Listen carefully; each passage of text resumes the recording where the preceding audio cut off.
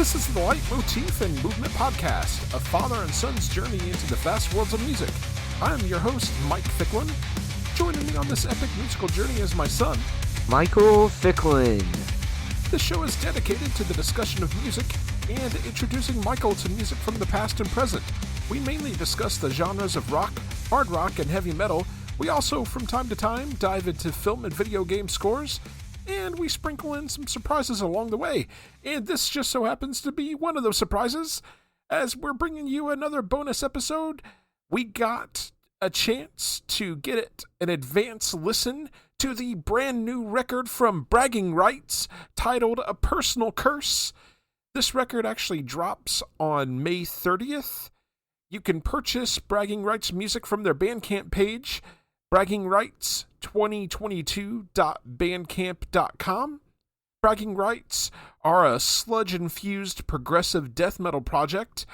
Kevin Davies, the architect of the project, provided us with a bit of background on the record. Regarding the writing process, Kevin says, "My songwriting process I'm not sure is typical, as I'm a solo musician. Writing for me tends to be how I release built-up stress. Music gives me a great way to channel those frustrations from work, day-to-day, and family life into very focused few hours where I can let that side out. 8 times out of 10, I tend to write a complete song in a single sitting of around 4 hours, which will include tracking 6 guitars. I don't do copy and paste. Scrolling through drum beats and backing everything up with double bass tracking. Those 2 times out of 10 are the odd week where I will sit with my guitar and I kind of know I'm not going to get anything to come to me, but I sit there and play about to keep myself open to it. At some point, a song will, I can't quite explain it, tell me that the album is finished and that I have all the tracks for the latest project. Once I've got that it's done feeling, I'll begin to record the vocals track by track, week by week, picking the song that's calling to me that day. Once they're finished, then begins the hunt for artwork and brainstorming for music videos that I film alone, unless I use my friend as an extra. Regarding lyrical content, Kevin says vocal and lyrics for me begin when all songs are written. When I first started writing, I found planning vocals and writing them down days in advance felt forced, and I couldn't quite feel the moment or what the song needed from me. All tracks, once written, receive a name that I pluck from thin air and often remains as the track title. It often helps inform me of where my head was at when I wrote the music. I keep a notepad in front of me and live record every song feeling it in the moment. I let the song tell me what it needs. Once I've got the opening line, it tends to flow pretty quickly from there. I couldn't really tell you what I was working through with each song, and I probably wouldn't want to color what you take away from the song lyrics for yourself. What I wrote was for me, and what's taken away if for the listener, and I choose not to taint that. I really respect Korn for doing this also, and it means that a song personal to a fan can't have that meaning stolen from them. What I can say is I personally, like most, suffer with terrible internal self-talk. I'm hypercritical of myself. I also have a job that's very stressful and also involves juggling 20 other people's emotions a day whilst masking my own so as not to become self-destructive. I can say this plays a lot into the ideas and themes of my lyrics, and also I leave the lessons I've learnt in there cryptically. I also hope that one day my son, who's 9, will one day be able to look back at this body of musical work and when I'm long gone and understand me better on another level through these expressions. And with that said, we're going to go ahead and dive into our track-by-track breakdown. We start out with track number 1. This is Soul Mange. Michael, what do you got on this one? This song is a great opener with that guitar riff and drums. It's all out attacking. Just comes right after the throat. Yes. Yeah, this one opens up with a sort of slow, sort of acid trippy vibe before getting into the heavy as hell song proper. The main guitar riff on this just rips. The harsh, screaming vocals are on point and add that extra vitriol. The song structurally kind of reminds me a bit of something Lamb of God would do. It's an excellent opener. just goes right for the jugular. Michael, do you have anything else on Soul Mange? I'm going to have to agree with you on that opener, though. All right. Then we get into track number 2. This is Restless Head Syndrome. Michael, what do you have on this one? This song is right into the action. The drums they stand out more in this song. The and the guitar work on this song is also amazing. And also the vocals are heavy as ever. Yeah, he's a really damn good guitar player. And he's an outstanding metal vocalist, man. Just those blood-curdling screams and growls. Yes, yes. Something that I've noticed on both this song and the previous one is I catch at times a bit of an Alice in Chains influence on the guitar work. I love Jerry Cantrell, and I just hear harmonics from time to time that remind me of him. This is another heavy as hell song. There's a brutal breakdown about halfway through the song. Definitely one to get in the pit with. I like the sort of trippy vibe that comes from the vocals on this one. They have a sort of warbling effect on them that makes it sound like they're in water, like your head is swimming. I found myself banging my head with that metal grimace more than once on this one.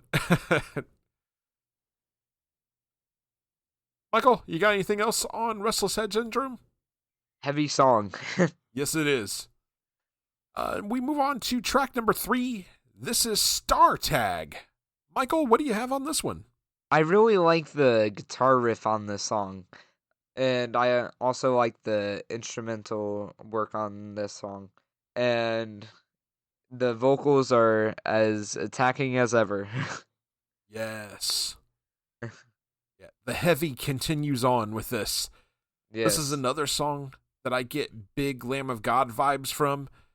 During the verses, the vocals are delivered in sync with the guitar riff.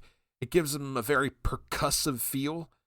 The chorus opens things up a bit and allows for those blood-curdling screams to really soar. This thing's just heavy as hell. Yes. Michael, do you have anything else on Star Tag? Nope. Okay. We will move right along to track number 4. This is Galaxies. Michael, what do you have on this one?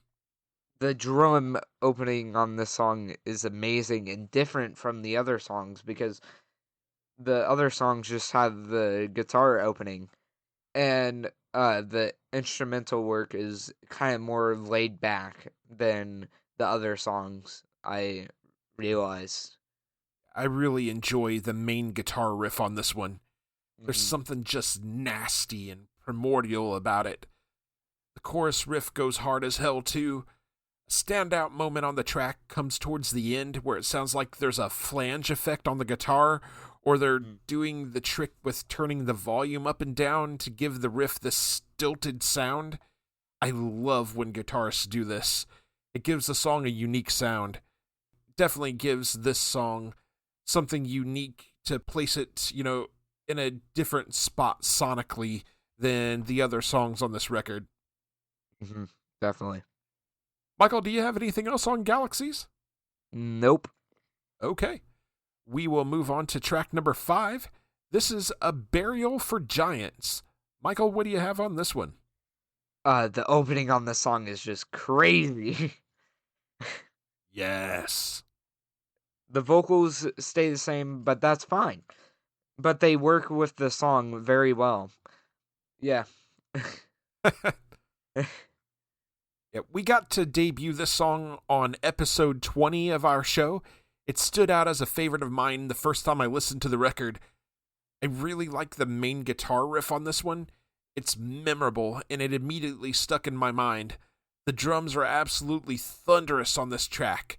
It's another blistering vocal performance, just an outstanding track. I love this song. Michael, do you have anything else on A Burial for Giants? Nope. Okay. We move on then to track number 6.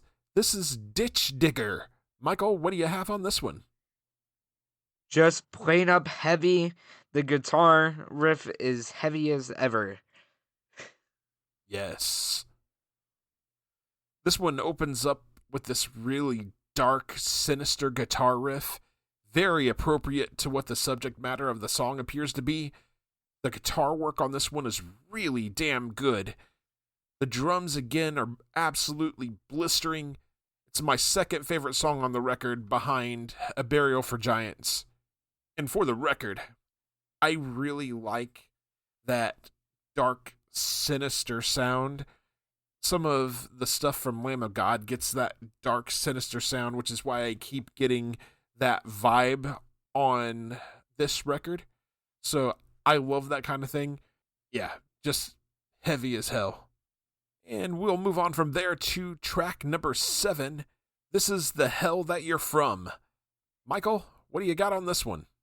The opening to the song is just amazing.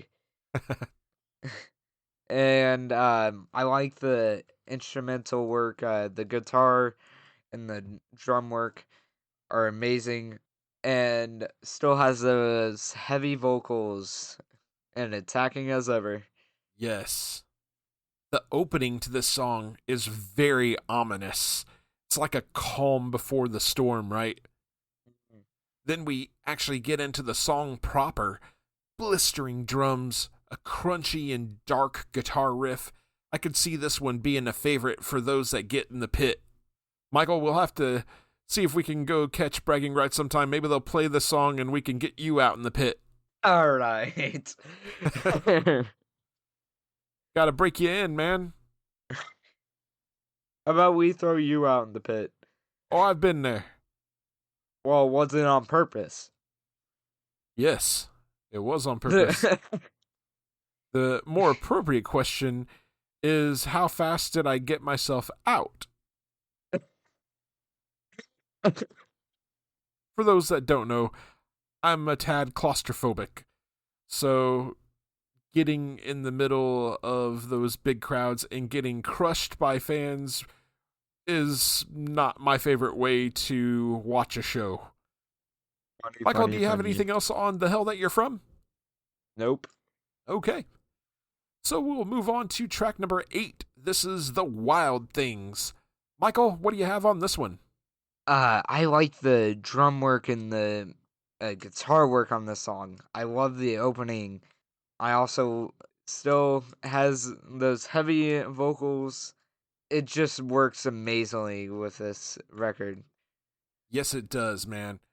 This one kind of reminds me a bit of Opeth's song The Grand Conjuration through the verses. While there's no clean melodic singing in this, it still has that same feel. The chorus brings the heavy. This is another of my favorites on this record, man. Hands down. Have you ever heard The Grand Conjuration by Opeth, Michael? Nope. Ah, come on, man. You're gonna have to start discovering on your own eventually, bro. I have been. What do you mean? All that music at your fingertips. There's too much music for a lifetime. Never. Music is life, friend. No, I meant there's too much music out there for a lifetime. Nope. Bring it. I'll keep listening. I'll listen to the day I take my final breath, my friend. In death? Yes. Bury me with my headphones on. That'll be the most metal way of all time to go out. Bury me with my guitar. Yes. Even better. Anything else on The Wild Things, Michael? Nope. Okay. So we will move on to the final track on the record. This is track number 9. This is Rain Dancer. Michael, what do you have on this one? Just heavy. Something I realized with the instrument work on the songs, it can be like real heavy at times, which fits the theme with the vocals and stuff. Yeah, this entire record just heavy as hell. Yes. Not a lot of time for the clean vocals and laid back guitar riffs and stuff. Yeah. They're just assaulting the senses. I will say this for Rain Dancer, though, it does open up with a more chill vibe. The clean vocals kind of remind me of the late Peter Steele of Typo Negative. I really like the guitar work on this song. There's a really good bridge section about halfway through. This one is pure sludge metal goodness, and I'm here for it. Michael, do you have anything else on Rain Dancer? Nope. Okay. So now we will give our final thoughts on the album and give our rankings out of 5. Michael, let's get your final thoughts. I liked it, this record. I liked the guitar work and drum work on the album. I also like the vocals. He did a pretty good job on this record.